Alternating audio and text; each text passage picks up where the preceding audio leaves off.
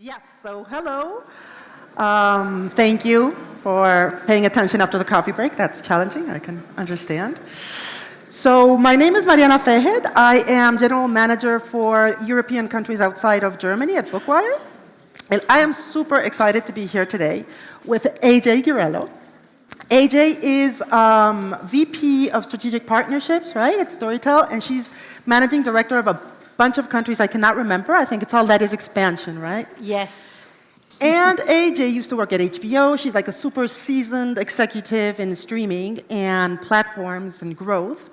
And she's also, I have to say, one of like the most dynamic people I know in the industry, so I'm sure that this is going to be fun. So we're going to start with a short presentation from AJ, and then we're just going to loop into a nice conversation and see where that takes us. Let's do it. Cool. Thank you for having me. I guess I'll stand up. Let's see where this shows. There we go. By dynamics, you mean a little hyper, right? Kinda, yeah. Yes, I agree. All right, so we're going to go full-on business right now. So I'm going to share with you guys what we're doing in Storytel with partnerships and how we're growing Storytel through partners. I joined Storytel about a year and a half ago, and we started the partnerships team in Storytel from scratch. There were some partnerships efforts, and now we have a team. We work with it globally. We have a lot of fun with it. It's cool to work with people sharing strategies and sharing results. But before I go there, just a refresher on who we are, right? So Storytel, global player. Our thing is streaming, right? So you pay one price, and you listen to all you want, right? And you read to all you want. So this is very much our model. Not to say that we don't experiment with other models. We do. We have audiobooks.com in the US and some other experiments called audiolibros that we're trying out now in a couple of countries. Founded way back 2006. We're public. We have over 2 million subscribers, and we're globally available. And I love this because we truly are globally available. Very strong in the Nordics, and now we're seeing audiobooks develop in the rest of the world, right? So it's super interesting to see how this is panning out, and this also ties into how we work with partners, because this differs a lot. We have a very cool product, and one thing I want to mention fresh out of the oven, right? So we have immersive formats, which I personally love, right? You're listening to the story, you have noises in the background. And today we officially announced our AI voice switcher. So it's live today in Sweden. A couple of our titles, you can change between AI narrations. So some question on AI came from here. It's exactly what we're doing and how we're innovating with AI. And we have one one narrator, Stefan Sock, who lent his voice to AI. So we actually have a narrator in AI being tested now in Sweden. We launched this today. So it's super exciting. From a user perspective, this is great, right? Because you can choose the voice that you're more comfortable with. So this is live today. You guys can search for it. It's out in the media now since this morning.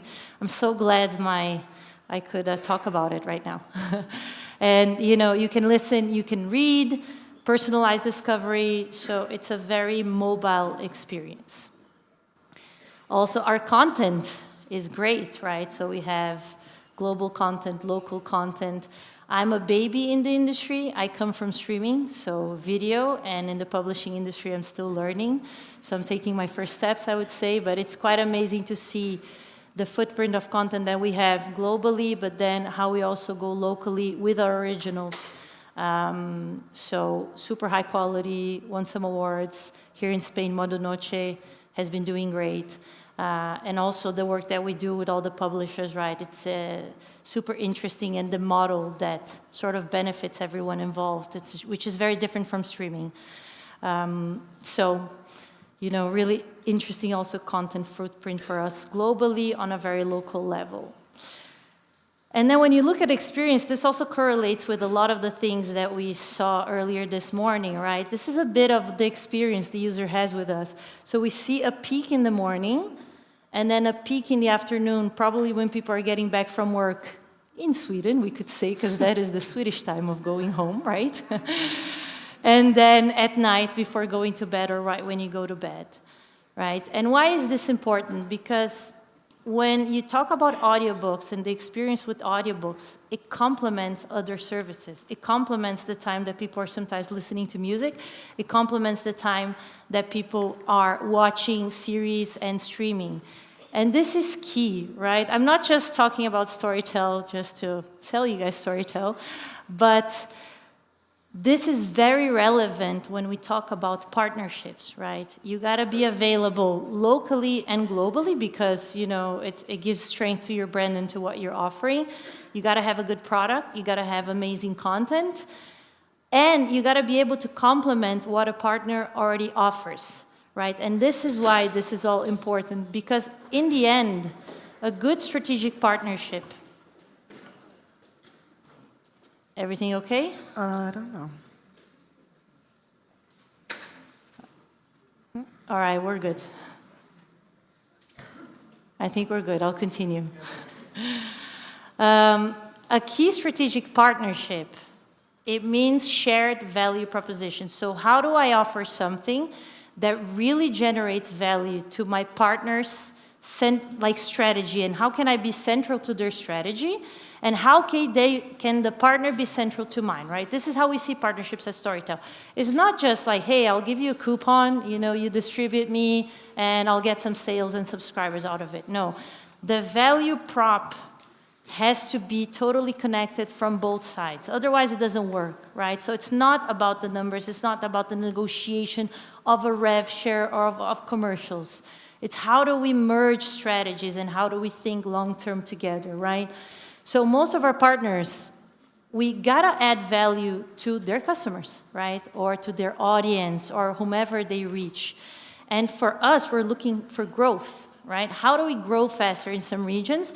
Or how do we grow beyond what we can reach in regions that we're already strong, right? So we're looking for partners that can give us this growth, and then hopefully we can give value to the partner's clients, and that helps them also stay with the partner, right, and engage with the partner's base and services, right? So this is very central. So it's not about doing a lot. It's about developing relationships and strategizing together so that you build long-term. This is very important to us. And what sort of partners are those, right? We have pretty much 3 pillars. Distribution partnerships. Those we aim to, all of them we aim to grow the subscriber base, but distribution very heavily, right? So those you could think of telco partners. So we have a partnership with Telia in Sweden where they distribute us with their mobile packages or their internet packages. We just launched last week Vodafone in the Netherlands doing the same, right? So we are offering Storytel through a partner that reaches a large base, and then they bundle us and they put together, they sell us together with what they sell customers, so you're generating value for everybody, right? So those are what we call distribution partners. You could also have e-commerce partners. From my streaming days, we did a partnership like this with food delivery. So anyone who sort of carries a subscription, and again, the value props match, right? It becomes an opportunity for you guys to go to market together. IAPs, in-app stores, Google and Apple, we could say. There are some other ones, but pretty much Google and Apple, right? They help us distribute as well, right? They're huge marketplaces, as we know, and very important to our strategy.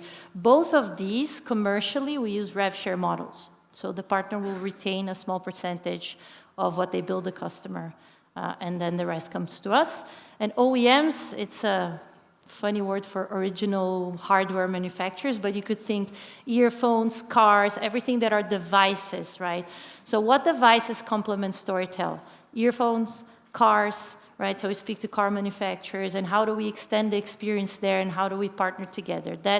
Those types of partnerships, they also work well for branding, right? Because then you can put your brand in a store when you buy an earphone or when you buy a new car, and so on and so forth, right?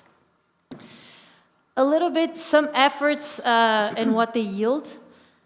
So we launched the first, apart from Telia in Sweden, we started launching the new partners mid-last year, and last year it already represented more than 10% of our subscriber net adds. So new team, new deals, and it's already adding up. We don't see huge cannibalization. There's always the risk of that, and I'm sure we'll discuss this, but we see that we're able to grow beyond what we reach with our own marketing efforts. So this is really significant number, really relevant for us. You also see lower churn because you're bundling things together. So if you got to cancel one, you got to cancel everything, right? So everybody wins. So sometimes you lose in the margins, but you gain on lifetime, and the overall ratio becomes very healthy for everyone, right? So higher lifetime. So very happy beginning for us, and we'll keep expanding this at Storytel.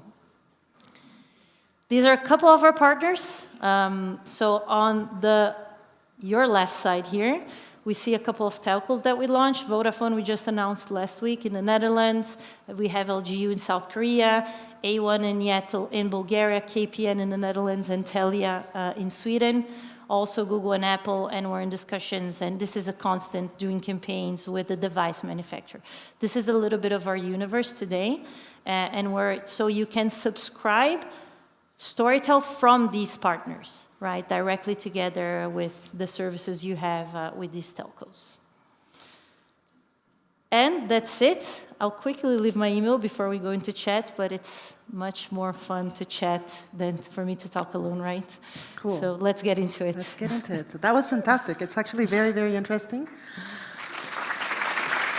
Indeed.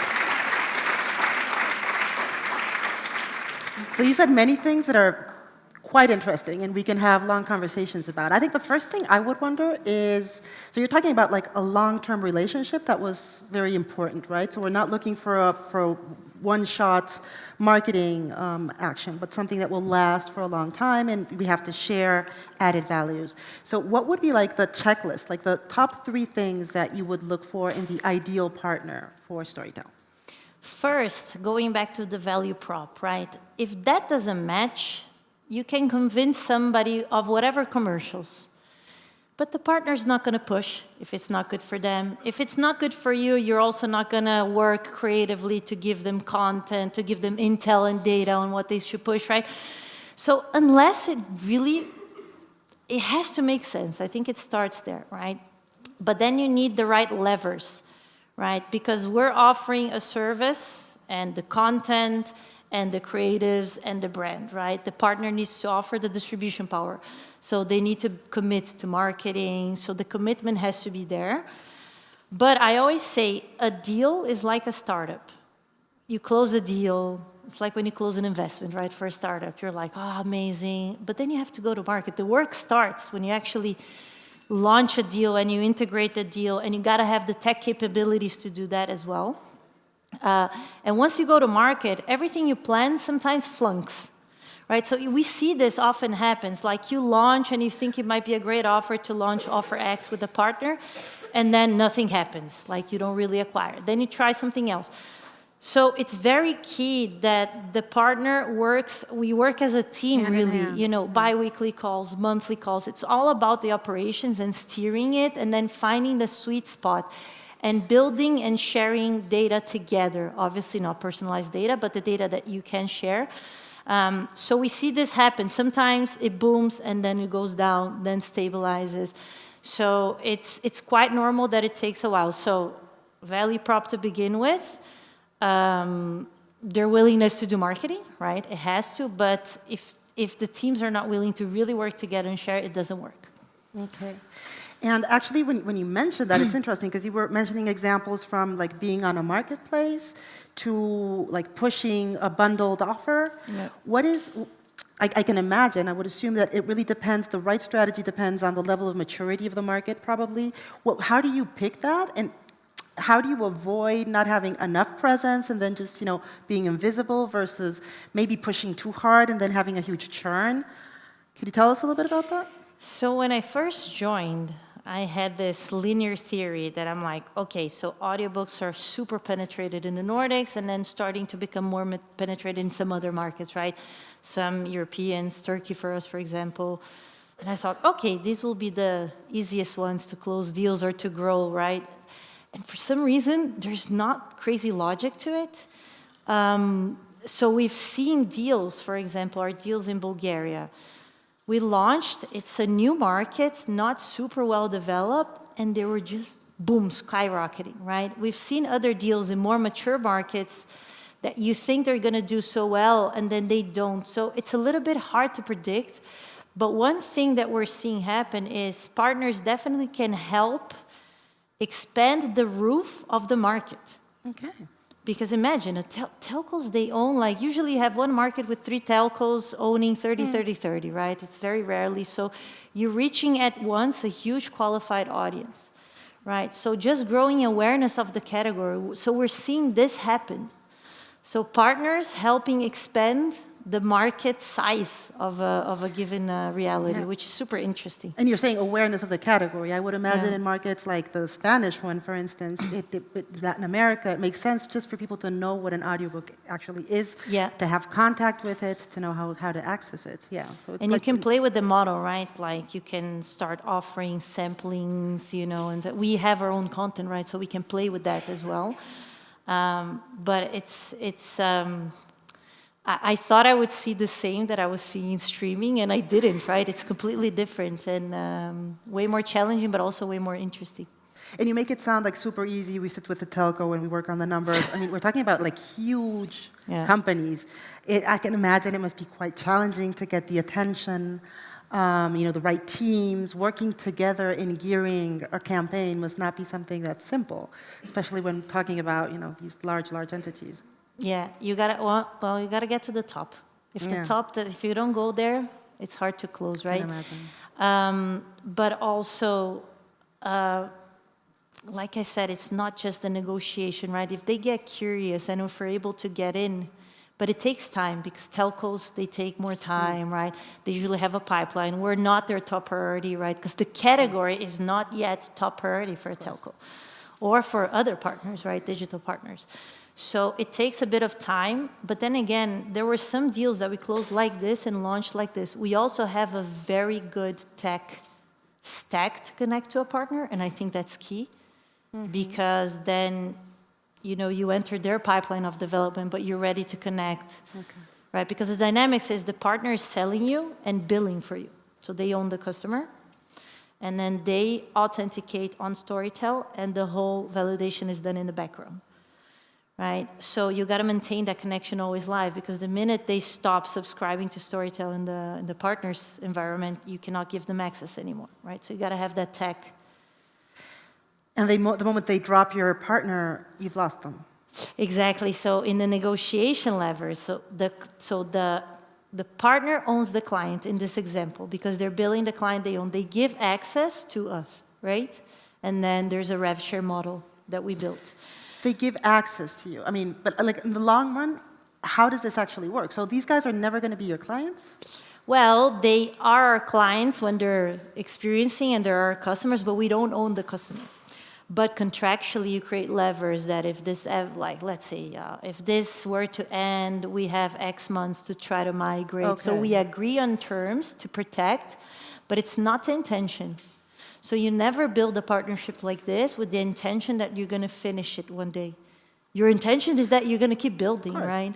And we see this in video streaming. So it's really like, how do I reach beyond what I'm going to reach with my marketing?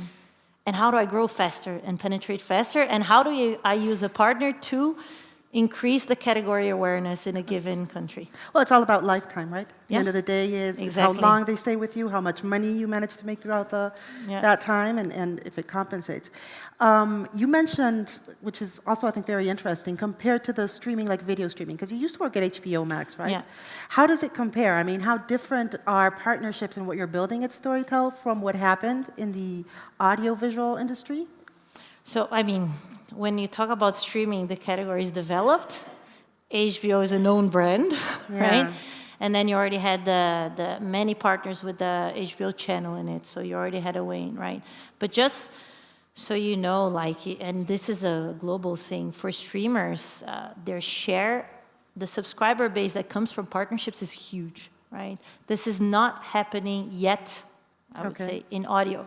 Right, because the category is still at super early stages when we talk about it globally, right? So, but this is starting to happen, right? And they're starting to see the value. I want to offer my customers the mobile phone, the broadband connection, video, audio, music, right? Everything.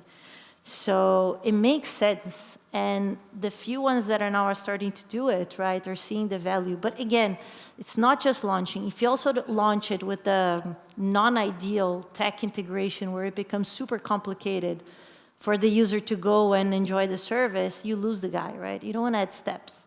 So there is also that component of experience that's I can imagine that's very, very Yeah. tricky, right? It has to be like very seamless so people don't Yeah. get frustrated quickly. And you say it makes sense. Of course, it has to make sense for the companies, but I think it also has to make sense for the users at the end of the day. Absolutely. It has to tie into the offer and technologically be very easy. And then I can imagine people are wondering, yeah, interesting, but risky. No, I would think like in a very kind of old-fashioned way, but I would think like cannibalization. You just mentioned it, that like the whole not only the customer.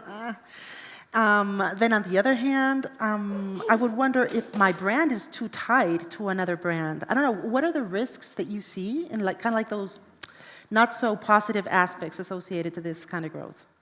Yeah, branding, I mean, if it's a brand you don't want to associate yourself with, you don't talk to them. Right? So I think you take that one out. Obviously, you can never prevent what they're going to do in the future, so there's always that risk. But usually, you know, it becomes, like if something is becoming too iffy, it probably doesn't make sense, right? So we take a very simple approach, you know. How can we grow fast? So, I mean, what you're putting at stake there is you're not having a customer acquisition cost, right? But you're giving in a share. Yeah. So this is the initial trade-off that you make. And then I'm going to get lower margins at a possible higher lifetime, but I can also penetrate and grow faster, right? Which is very important. So this is what we're always balancing, right? And this is why the deals need to be balanced, because I'm going to take a hit in my margin, but hopefully I'm going to grow faster.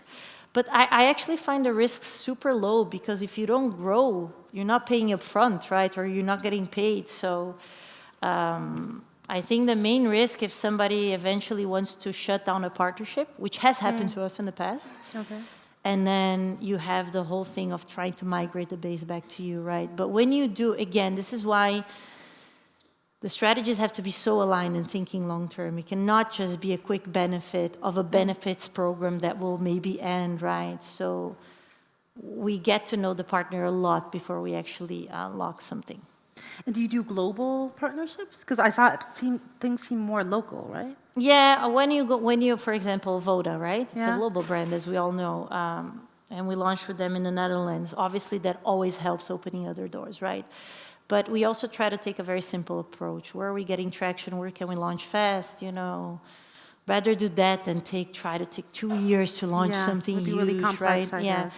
It's really, and our team operates very much like a startup, you know. Like the deal making is a mini GM closing a deal and launching that deal, because it becomes sort of standalone, that base that you're building, and it has its own behavior. So we know what they're reading, how they're consuming, to which devices, and then you can, you know, funnel it back and create joint strategies with the partner to like keep growing or to expand the partnership. It's happening. We start like, let's say, standalone with a partner. Then customers from their more premium packs say, hey, but I get this and that included. Why don't I get Storytel included? And that opens up commercial opportunities for us, right? Sure. So it really branches out from the moment you launch and you start experimenting with it. Fantastic. Yeah. Well, I do know for B2C, I think one of the most challenging things is acquisition costs, no, at the end of the day. So it's a trade-off. It seems difficult to pull off, but it makes total sense in terms of bringing down the acquisition cost, creating more loyalty, and creating awareness in a market that is still, you know, not that used to audiobooks. So congratulations. That sounds pretty cool. Fantastic. I think it's a really interesting experience, and I'm sure that people have questions, want to ask you anything about this. We have, I think, time for a couple of those. Yes, 2 of them. 2 questions. So there's, yes, somebody there. Yo la voy a hacer en español, si puede ser. Yo hablo un excelente portugués. Perfecto. AJ, puedes decir, AJ. Bueno, lo primero, muchas gracias por tu exposición. Yo quería hacer la pregunta en torno a la primera parte que nos has contado sobre Voice Switcher. Vale, vamos. Bueno, la pregunta, creo entender que funciona con la libre elección del usuario de voces sintéticas y voces humanas, ¿no? Me gustaría saber si ya habéis podido testar algo en algún mercado, si ya tenéis algún tipo de dato que nos cuente o nos oriente qué es lo que prefiere el consumidor y, sobre todo, si se están realizando solo con libros de no ficción o también se está incluyendo ficción en ese sistema. Gracias. I'm going to go English now. So we launched today the voice switcher in Sweden, right? So it's a couple of titles in Sweden, and one is the voice of Stefan, but then the narration is AI generated, and the other ones are human-based voices that have been AI generated, that use AI generation. So there's a lot of curation also in this work, right? Sarah was just saying like how early stage this still is, right? It's not like you go and you just plug in and say, do it, right? So we're also extremely careful about quality, and we really like the mix of maybe other commercial models with narrators will appear out of this mix, right? And I think for the user, it's a great experience. So you pretty much go in a couple of books, and it's only in Sweden now. Obviously, we want to expand this, but we're trying it out. And then you can test. As you're listening, you can switch between voices, and then it's super smooth. So you go from like a deep, to like a female voice that's more like energetic. And it's really interesting. We went out in the streets and we got great feedback with it. And I think for the user is the best, right? So I really believe that a lot of hybrid models and mixed things will come out of this, and exciting times. Is it a commercial question or AI? Both. I'm going to go in Spanish too, Vale, if you don't vamos. mind. Bien, veo también en esto de la inteligencia artificial, está entrando bastante, como estoy viendo en Storytel, y por un lado me parece un riesgo, como claramente vemos todos, pero por otro lado también una oportunidad, en el sentido de que, por supuesto, esto va a conllevar un descenso de la cantidad del dinero que se invierte a la hora de contratar voces humanas, que supone un gasto elevado, ¿no? Pero también una oportunidad, como digo, porque algunos de los contenidos que habéis mostrado ahí en España son Modo Noche, por ejemplo, ¿no? Que es claramente una ficción sonora, o también La Suelta, que no llega a ser una ficción sonora, pero es algo parecido a una ficción sonora, ¿no? Entonces, me da la impresión de que una parte del negocio puede ser empezar a dividir entre aquellos que son audiolibros y aquellos que son ficciones sonoras, contenidos originales creados como ficciones sonoras. En esas ficciones sonoras probablemente la voz humana sí que tenga un valor importante, ¿no? Y si bien ahora la cantidad de dinero que se puede invertir en ese tipo de contenido es un poquito más bajo, porque hay toda otra cantidad de contenido en los que hay que invertir, probablemente esa sea otra línea de negocio importante en la que se pueda invertir en el futuro y que pueda conllevar también nuevos partners, ¿no? Ya que estabas hablando de partners, me parece que esa puede ser una línea interesante que a día de hoy Storytel no está explotando, ni siquiera cuando uno se mete en la aplicación es capaz de buscar ficción sonora porque no existe esa variedad, ¿no? En fin, simplemente eso. Gracias. So I actually forgot to answer one of your things. It is mostly fiction, right? But it can go, I think if you go more technical, it becomes maybe not so interesting. But I am a big fan. I'm also a bit nerdy, so I like those things. But like this can go so many interesting ways, right? So you can bring it sometimes to put, like, for example, the immersive formats, right? You could use AI to generate the momentums. I'm walking and the horse passed by, right? And you put the noise. So I think that we can use to sometimes even speed up a better experience together with the human touch to it and the creativity, right? So I think that's that element. Then you have the experience of listening, right? Which sometimes it's narrated and then different from what we were discussing. But for me, it goes way beyond. For example, now connecting to partners, right? So imagine a given partner, let's use the telco because it's the easiest example, I think, for all of us to relate to. and they're pushing a given series on streaming, and we have content that relate, and we know that that user enjoys. So you can start offering really personalized connection in content, you know, and I think it could go this way, and then everyone benefits from it commercially as well. And we're not even discussing these things so much these days, but I think this is it could take it that way, right? And you can start even discussing joint productions. I think AI enables so much. And I truly believe it's not like, because I think it will, in short, expand the formats and not replace formats. So yes, I'll get more narrators, but what else can we do that goes beyond, right? I mean, if you're doing a more of a docu-series, AI will help you research data, like in a jiffy, rather than you going through a million things, you know, manually. So I think a lot about expansion rather than replacement of things, and commercially speaking as well. Did I answer? I hope I did. Hey, that was really fun. Thanks a lot, and good Thank luck you. with the partnerships and with everything. Thanks.